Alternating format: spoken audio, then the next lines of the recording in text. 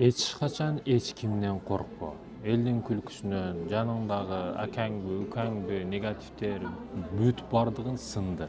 Эч качан сынып калба. Билесизби, жөнөкөй мисал жаратылыштан ала турган болсок, кийик бат чуркайт. Тигр, арстан, ошол сыяктуу нерселер аны уулайт, туурабы? Бирок алар тездикке 100 метровкага күчтүү чуркайт. А бирок кийиктер чарчабайт. Чарчоо нелигин билбейт, тоого кете берет. Бирок кийикти өлтүрө турган жай чуркаш эмес мекендешим. Ал коркуусу өлтүрөт аны. Коркуусу өлтүрөт. Жөн эле качып кетсе болот кийик, бирок аны коркуу кармап калат.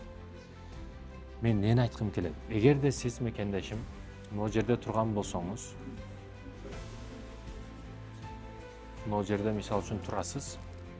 Могу сиз могу жерде жарлык, сиз могу жерде турасыз да.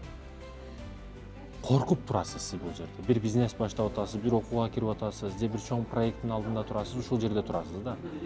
Ушул жерден атташ керек, же аркага кетип калыш керек. Бул дегени кылыш керек же кылбаш керек деген. Коркуп эле жүрө бербеш керек. Чыңгыз хан айткандай, кылсаң коркпо, корксоң кылба деген.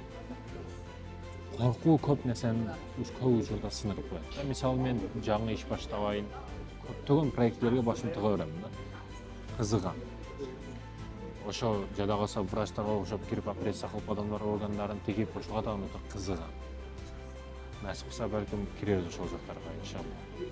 Айтайын дегеним, бир ишти баштаган учурумда дароо коркуу, окшобой калсачы деке ойлор келе берет да. Токто, стоп.